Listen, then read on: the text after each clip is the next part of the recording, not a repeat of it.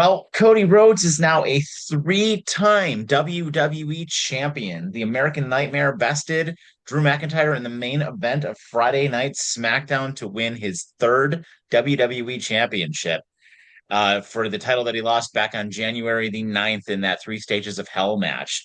And just like that, the main event of what is likely night one of WrestleMania 42 is completely changed. So the question is, did was this the plan all along, or did WWE just completely swerve us? So we're gonna talk about it and break it all down. As always, I am Mike, joined by Mr. Sean O'Neill. Welcome to the 716 Sports Entertainment Podcast. And Sean, what are you feeling? How many times now does that make that we think that they've changed the main event now? Um, I I mean, think that's the that that's the question, right? Did they at all, or was this always the plan? so going back to when Cody originally lost the belt to Drew, there was talk that that happened because Cody and Drew went to the powers that be and basically brought them this storyline that it would be better for Cody to be chasing the belt going into Mania. And it makes me question though how we got to Randy and Cody. You know what I mean? Like from what I understood, for quite a while, Drew was penciled in to be the champion walking into Mania. So I find that to be incredibly interesting. I'm very curious if this is because of them announcing Drew getting the starring role in Highlander and that changing things a little bit for them. So that filming I know was going to take place right after WrestleMania. So whatever ends up happening with Drew, if he were to have the title, it would obviously seem like he would very likely lose the title at WrestleMania if he hadn't already, you know.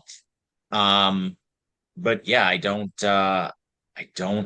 know. I mean, there'd been so much talk, and that's really all it was speculation, right? That there was going to be a multi-person match at WrestleMania. I mean, we had speculated maybe four people, maybe five people, right? And now it seems very likely that instead of having four, five, or even six people in this match, it's going to likely be three separate matches now, Yeah. right? Like, Cody and Randy, probably Drew and Jacob, based on how the title match ended.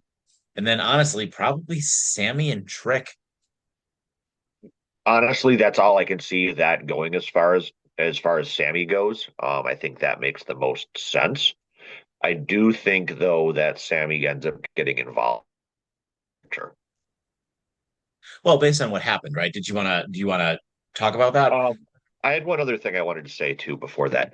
I think that them having Drew drop the title now also helps that main event of Mania in the fact that now it's not a foregone conclusion who's actually going to win. I mean, if Drew's holding the title and we know he's going away after Mania, we know he's dropping the title.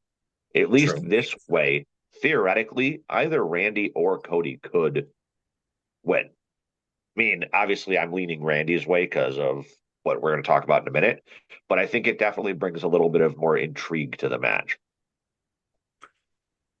Yeah, I mean, I want Randy to win, right? Same. Like just like looking at this, I also prefer Cody chasing the title than having the title. But yeah, I would prefer Randy to win, and frankly, I think that that's the direction they should go. And I think Randy, like I mean, I know John Cena was, the face that runs the place for, as long as he was, right? And he deserved the 17 world titles that he had. But Randy, unlike John Cena, has never left, right? He No. has been there the entirety of his career, except for injuries. He's been full time all the time. And I feel like they should reward that. Yeah, I mean, he'll never catch Cena as far as the reigns go, which, You yeah, don't think even though so? Cena, You don't think I so? This don't, will get him to no, I don't, 15, Cena had what, 17? 17. I feel like Randy's only got maybe 1 or 2 years, depending on injuries. He's getting up there. And he's not as bad as Rey Mysterio is with the injuries, but he does tend to suffer injuries a little more frequently nowadays. Um, I think that you made a good point. Yeah, Cena was the face that ran the place. He was always a real big company man. But you're right. The only time Orton ever left was when he was hurt or was filming a WWE made movie, like 12 rounds or whatever the ridiculous things that WWE studios used to make. The Marine 18. No, that was the Miz. He was, I think he was the Marine too. Um, but my point being is he definitely deserves this, and I am pulling for him to get the win. And I'm very interested to see if we get the uh the rumored Cody heel turn here, because I think that would be more of a swerve than a Randy heel turn. Well, so one of the things you mentioned to me in our group chat was that you think that it's possible we actually, instead of a Cody heel turn, we have a Sammy heel turn. Yep. And I got to tell you, I think that would be one of the most interesting things Sami Zayn could do with his character right now. A heel Sami Zayn versus a face Cody Rhodes. And then I like if Cody were to retain, right? I feel like that could be great. And you could put that title on Sami Zayn if that's the direction you want to go, and that could be a lot of fun as well. And you might be able to build that up for a while, and that could be next year's WrestleMania, especially if it's in Riyadh. By So the way, Cody doesn't even have it's to win the title to or retain the title for Sammy to have a program no, with I meant Sammy. like I meant you could tell this story over the course of the next year, right? And then you have your main event next year. You tell like a year long narrative of Sammy just slowly descending into madness and becoming just unhinged with doing whatever he can to win, to get that title, to get that opportunity, and you just work that character arc through and have it, and build that into like a real big story and have him, you know succeed over Cody next year in Riyadh. That would be a huge moment for him, which, by the way, it's Riyadh season. It is reality season two actually, but we had the season finale at the Royal Rumble. So um, this is all coming about obviously from the last 2 weeks with the backstage interactions that Sami Zayn has been having and his freakouts with Cody last week, and then this week I think he was 100% justified in what he said to Cody because you and I were actually talking about it. Sorry, we're talking about it, and Terrence during the Royal Rumble. Like, what is the point of constantly awarding people championship matches when they don't win the actual event? And Exactly. that's basically what just happened with Cody, which I also understand too, because he was cost by Drew again, which has been an ongoing thing. So I get where that's coming from too, but I also understand the Sami Zayn frustration. And then the point that Orton made to him, that if you go and look at Sami Zayn throughout his face career, besides being the underdog from the underground, which is I think the part that frustrates me the most with his character, is he always is that guy when he's a face who, even if he's going to get his ass kicked, will come running in to help people and puts other people before him. And I think that adding the facet to his character of being a little bit more selfish is a great way to make him go heel. Have him start being like, you know what? Hey, Owens told me I should do this. Randy just told me I should do this. Everyone said maybe I should put myself first. And you know what? Finally, I'm going to. Yeah. I mean, yeah, I absolutely think so. And I think it could be a really great story, and I hope that maybe that's the direction that they go. But, to the immediate future of the next 6 weeks, I mean, it seems pretty clear to me it's going to be a one-on-one match. And I think, uh, I think Randy Orton's going to win. As of right now, I'm heavily leaning towards Orton for my prediction. Yeah. So this match was obviously the main event of SmackDown, and it obviously, as we mentioned, saw Cody Rhodes defeat Drew McIntyre after Jacob Fatu stopped Drew from using a steel chair. As you know, there were two ref bumps in this match. Cody obviously went for the Super Cody Cutter off of the top rope, and then a crossroads to score the win. And then afterwards, obviously, he pointed to the WrestleMania sign, and we saw Randy Orton backstage watching a monitor. as well, being like looking kind of doing the over the shoulder look to the camera as well. So this seems pretty set in stone. And Randy obviously also opened the show as well, noting that he won the Elimination Chamber. He's heading to WrestleMania.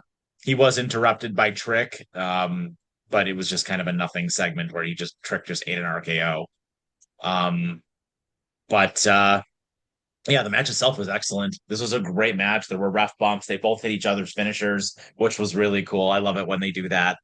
But I very, very much enjoyed this. And you got to feel a little bad for Drew, I think, because he kind of feels like a little bit of an afterthought now to this whole thing. But I am glad that he at least got to help hold the title for a month and a half.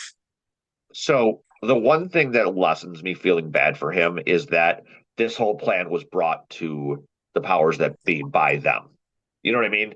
He himself approached them with the idea of basically being a transitional champion.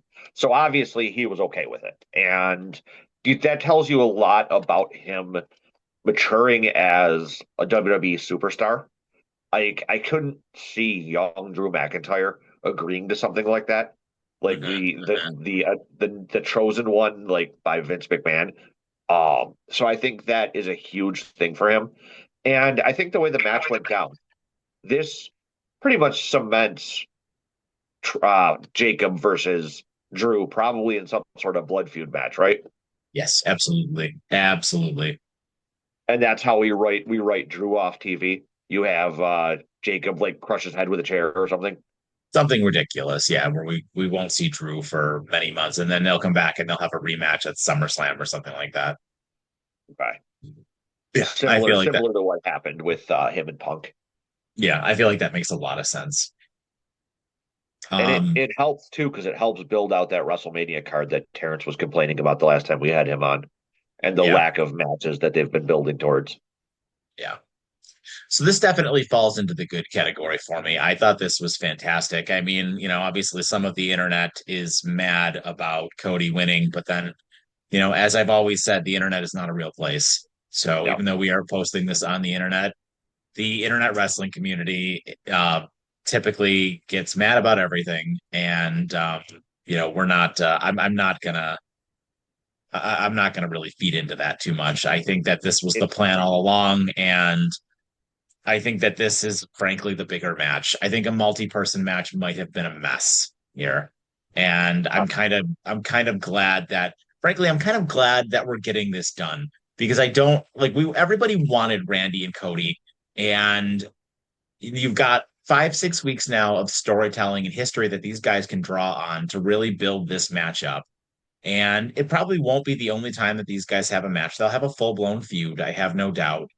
And we wanted this before both of these guys were gone, right? Like, what are the two things we want for Cody Rhodes before he is done? We wanted this thing with Randy, and we want something with Punk.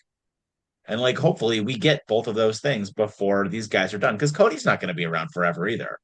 no. So, I mean, I'm perfectly okay with doing this now and getting this over with. We've been teasing this for almost a year at this point, maybe longer.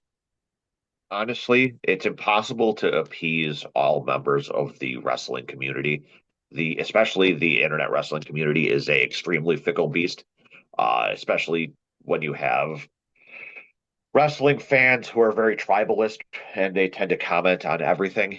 But you're right. This is something that a lot of people have wanted. And just drawing on these two's shared history is enough to probably have a feud that you could drag out if you wanted to, probably close to 8 months. Sure. All the way into SummerSlam if you want. Yeah. I don't know that they will because, like I said, I think the Sammy thing is going to get involved in the middle of it.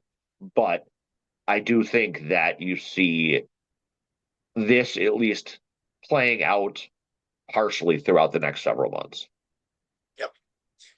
Another thing that falls into the good category on this show, Carmelo Hayes retains his United States Championship in an open challenge against Hijo del Dr. Wagner Jr. from the AAA promotion. This is a hell of a match. The crowd didn't really know how to react to this AAA star initially, but like once this match got going, it was awesome. It was a great match. These AAA guys, are so fun to watch in the ring. And Mello is one of just the perfect people to put any of these guys up against because Melo's so athletic. The height that he gets on some of his off the top rope moves are incredible. And this match was absolutely fantastic. And it did kind of also towards the end, further the story between him and Dragunov as well as Dragunov did decline a title shot saying he hasn't earned it yet.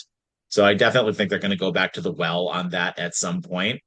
But yeah, this United States Championship still just continues to shine on the blue brand.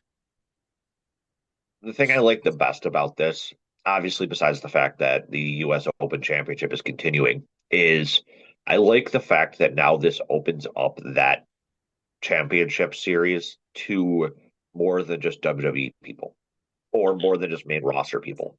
I think you can now see other AAA stars, hopefully some NXT stars, come up and compete this.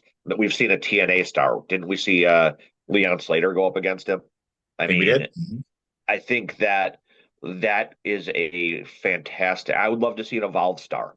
Like use this to showcase not just Mello, but other stars that are out there and show the interaction that WWE has with these other companies.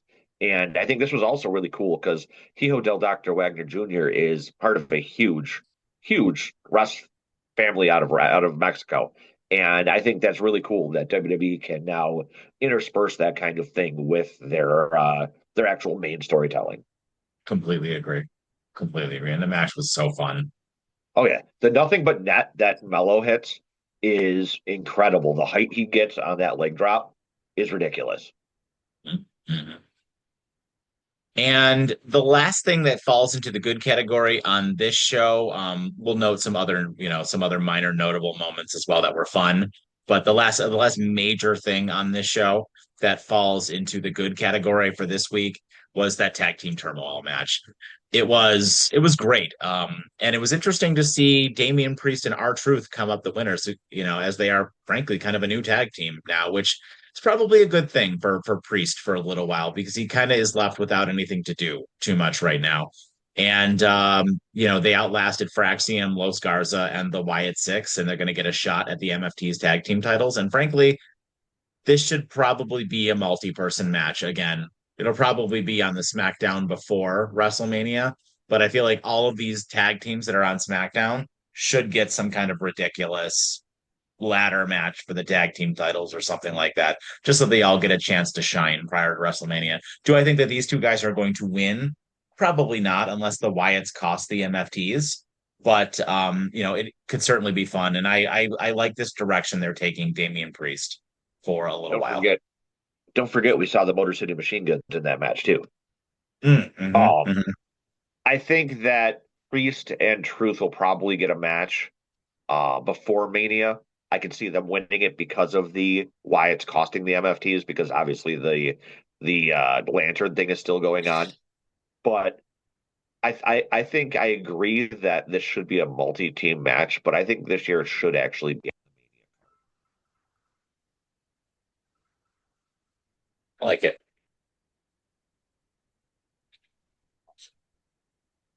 So, oh, I can't hear you. I think you lost your audio. Now, can you hear me? Yeah, yeah, good. Sorry, a call came in while I was talking. No, that's okay. I think that seeing bald R-Truth is always kind of goofy too. And I had a feeling that Priest and Truth were going to end up winning this match when they first got put as a tag team anyway. And you're right. I think this is a good spot to have Priest with keeping him away from like anything crazy as far as like the stupid Aleister Black feuds and like the main title picture. Yeah, completely agree. Other notable moments on this show that weren't really good or bad. So before we get into the bad and the gross on this show, Obafemi squashed Johnny Gargano after Johnny Gargano issued an open challenge. That was fun. It's just fun to watch Johnny Gargano's sort of descent into madness. And Danhausen was backstage with Nick Aldis, and he tried to get The Miz to be his mentor, but instead cursed him, and it was kind of funny. So those were just good sort of notable moments on this show that were enjoyable. They were nothing moments, but it was it was just fun. Oh yeah, no. I love the Danhausen. I think this is, like I said on the Monday Night Review, I think that this was how they should have introduced Danhausen instead of the box. Which takes us to the bad. Charlotte Flair and Alexa Bliss defeating Julia and Kiana James to become the number one contenders to Nia Jax and Lash Legend, who held a title celebration that was interrupted by both teams, which led to a impromptu match for the to be the number one contender. I I've said it until I'm blue in the face and I don't really know what else to say anymore. Stop pinning your champion. Yeah. Stop pinning your champion. There was zero reason Julia and Kiana James needed to be in this match. I know Bailey and Lyra are going to both be in a number one contender match for the IC title, but you had them sitting here. They could have been in this match. You have a ton of women's tag teams who could have come out and been in this match, and you did not need to squash. You don't need to just keep beating Julia over and over and over and over again. She should really leave and go to AEW. I hate to say it, but she absolutely should. She's being completely wasted here. Completely wasted. It is such a shame to watch such an incredible wrestler get just ruined by Triple H's ridiculous booking. The problem is most of those women's tag teams are all over on Raw. So that really doesn't leave them with many SmackDown people to deal with at the moment. And I think that is what caused this to have to be the match. But I think You it didn't was, need to do the match at all, though. You didn't need to do the match at all. You just have Charlotte and Alexa come out because I agree. they've already been feuding with these two. So you just have them come out and just start brawling with them. I think that it was stupid, and I think it's stupid to have your U.S. champ get pinned this many times. I completely agree. I mean, the match was fine. The match was fine, but the outcome was ridiculous. Yeah. Nope, 100% agree. Which takes us to, again, the worst thing on this show. And it seems to be the worst thing on this show every week.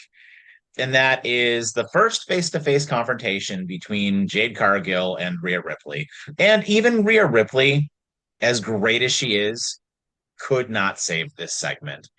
This segment saw Rhea and Jade finally have their first face-to-face confrontation after Rhea won the Elimination Chamber and chose Jade to be the champion with which she was going to face.